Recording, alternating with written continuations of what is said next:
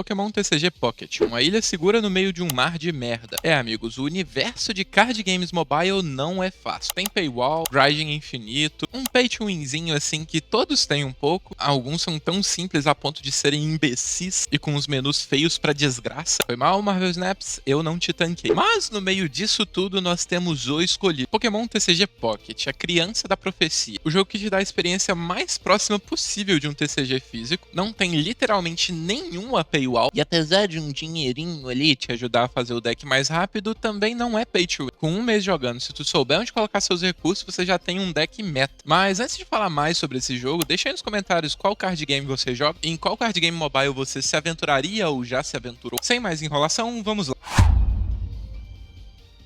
Pokémon TCG é um dos card games mais clássicos que existem. Apesar de Yu-Gi-Oh! E Magic terem mais essa cara de card game clássico, o TCG de Pokémon também surgiu ali naquela época, mais ou menos, uns 2, 3 aninhos depois de Magic e uns 2, 3 aninhos antes do Yu-Gi-Oh! E ao contrário dos seus concorrentes, ele tá vivendo seu auge agora. Auge esse, inclusive, maior do que o auge dos concorrentes. Eu, pelo menos, nunca fiquei sabendo de uma criança que não conseguiu comprar um booster de Yu-Gi-Oh! Porque um velho barbado foi lá e levou todos os boosters em busca da cartinha mágica brilhante especial. Pra saber disso é só olhar os valores também. E eu não vejo essas bizarrices aqui no Yu-Gi-Oh! Ah, mas o Blue Eyes dourado de 1967, edição 2. Tá, coisa ou outra muito antiga, super específica, é cara pra caralho. Mas em média, você não vê uma carta do booster novo de Yu-Gi-Oh! Custando 2k. Pokémon isso é comum. Mas enfim, no meio dessa ascensão bizarra de Pokémon TCG, a Pokémon Company decidiu entrar no meio que ainda tava faltando o Pokémon TCG, que era o meio digital ainda. Não tinham muitos jogos, tinha uns bem antigos lá de Game Boy, mas recente não tinha nada. E aí eles entraram com os dois pés na porta com o Pokémon TCG Online. Desse eu não tenho muito o que falar, eu não cheguei a jogar. Na época que eu dei uma olhada, pelo que eu entendi, você tinha que ter a carta física para daí conseguir a carta digital. No pacotinho físico você tem um código que você coloca no jogo e aí você ganha as mesmas cartas que vieram naquele pacotinho físico. Eu não sei se essa é a única forma de conseguir cartas, mas eu sei que é uma das principais. E como um bom pobre, se tem paywall eu tô fora. Até porque eu moro em cidade pequena, não vende cartinha de TCG por aqui, então seria um puta trampo, teria que ficar comprando na internet, pá. Assim, preferi me manter longe, mas apesar da paywall, parece ser um puta jogo. Aparentemente ele é bem emulador de TCG mesmo, ele não tem regras próprias e nem nada do gênero. Mas não é o foco do vídeo de hoje, e sim o Pokémon TCG Pocket, que é o irmão mais novo da família, lançado 12 anos depois do TCG Online, no dia 30 de outubro de 2024. E eu vou te falar que ele é um irmão mais novo bem competente, ele faz muito bem o que ele se propõe a fazer. O TCG Online, por ser um simulador do TCG de mesa, ele é feito para se jogar com calma, com estratégias mais robustas, com decks maiores, né, 60 cartas, é feito para você jogar pensando mais. É aquele tipo de jogo que não vai ser simples e rápido, você vai despender um tempo ali. E o TCG Pocket vai entrar para cobrir esse espaço que surge, de quem gosta de Pokémon, gosta do TCG de Pokémon, mas não tá afim de pensar demais, de montar um deck super complexo com 60 cartas e passar, sei lá, 30, 40 minutos em uma partida só. E com o TCG Pocket como um bom jogo de cartas mobile, tudo isso é resolvido. São partidas rápidas, decks curtos, não é tão difícil assim. Ele cumpre muito bem o seu papel e faz até mais do que ele. Ele consegue te entregar uma experiência muito próxima do que você tem no TCG físico, onde não é só o prazer da batalha que conta, mas também de você colecionar, de você abrir booster. E nesses quesitos ele é tão bom que nenhum outro jogo digital, sendo mobile ou não, bate ele. Assim como eu tô vendo que você ainda não bateu o dedo no like, então bate aí, moço. E agora que você já está contextualizado e inscrito, já compartilhou o vídeo, vamos falar sobre o jogo em si.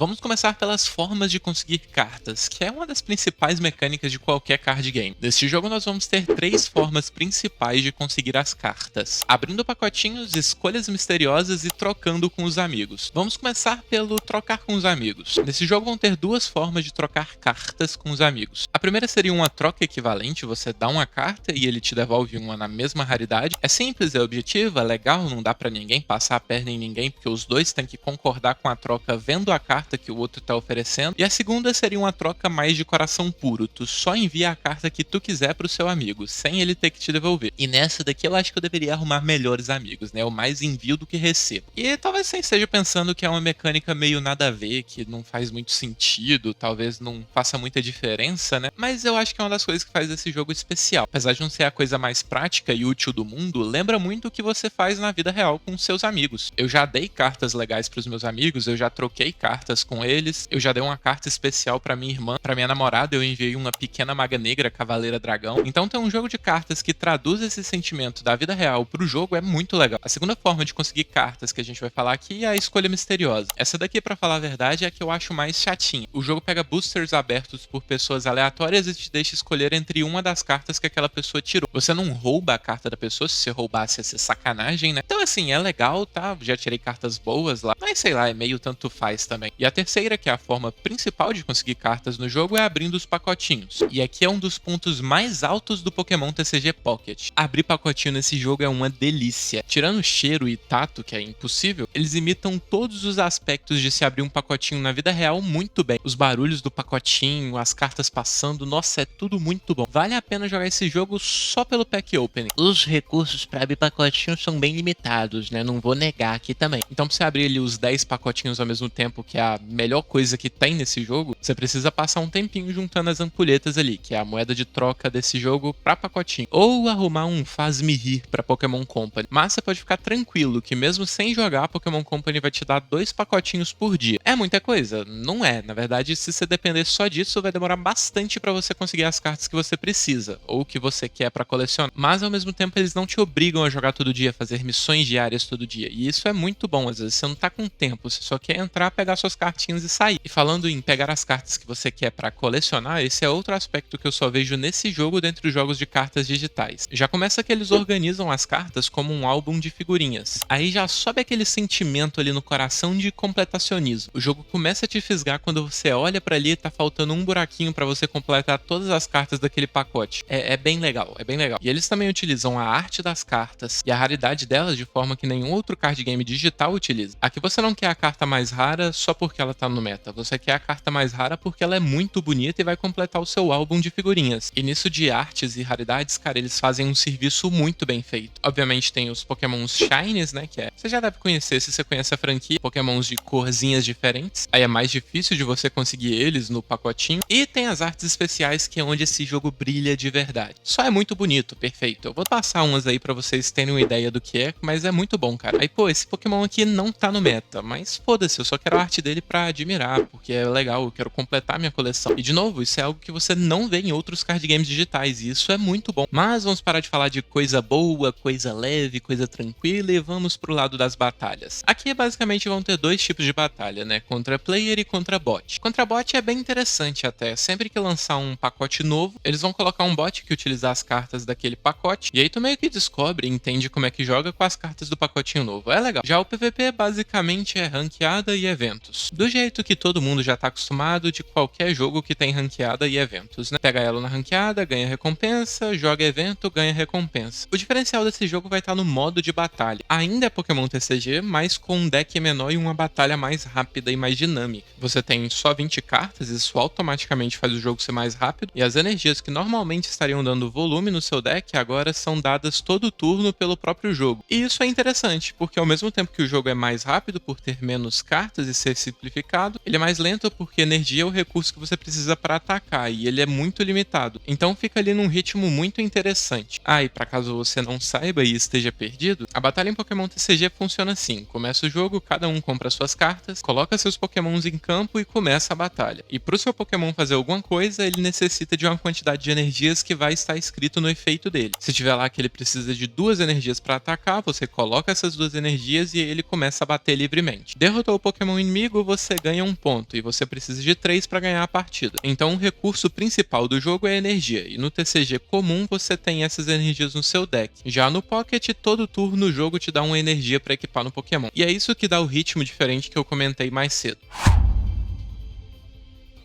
Então esse jogo é isso tudo mesmo, o bagulho é bom. Se tu tá procurando um card game mobile pra jogar, pode ir no Pokémon TCG Pocket que você vai gostar. É um jogo que tem uma gameplay divertida, mas que o off-game dele é muito bom. E como eu já disse 1 milhão de vezes nesse vídeo, esses detalhes de trocar carta com os amigos, ser extremamente colecionável, a experiência de abrir o pacotinho, são coisas que você não encontra em nenhum outro card game digital e são um diferencial desse jogo. Eu daria um 7 pra esse jogo porque os menus deles são bem pesados, é tudo muito muito lento dentro dele. Então, se você tiver um celular intermediário, que é o meu caso, ou pior, talvez você passe um bocado de raiva com ele. Mas ainda assim, ainda vale o teste, assim como esse vídeo vale o seu compartilhamento. E aí, o que você achou? Vai dar uma chance pro melhor card game mobile? Se você gostou, se inscreve e dá like.